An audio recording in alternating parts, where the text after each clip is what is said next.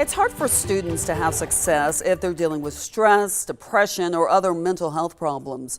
Bibb County Schools is getting a big boost to help hire more social workers, therapists, and psychologists to support students going through challenges.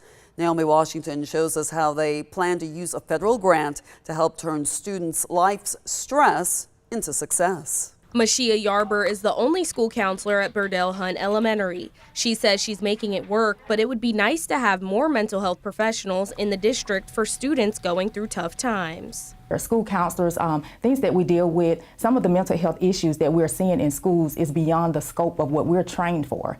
So the expansion of mental health services in schools will help with our students, and it will help us to stabilize them. Hiring more professionals is what Assistant Superintendent of Student Affairs Jamie Cassidy says the district is going to do. We always talk about educating the whole child, and this will help us to provide additional resources for that in the form of additional social workers, psychologists, as well as therapists. A grant from the U.S. Department of Education will bring more than $2.5 million to the district over the next 5 years, for a total of more than $12 million.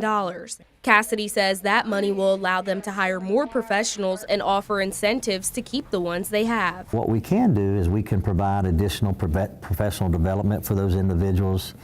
In this particular grant, there are bonuses that's written into the grant as well. The first grant comes in January. Yarber is hopeful it will make a difference.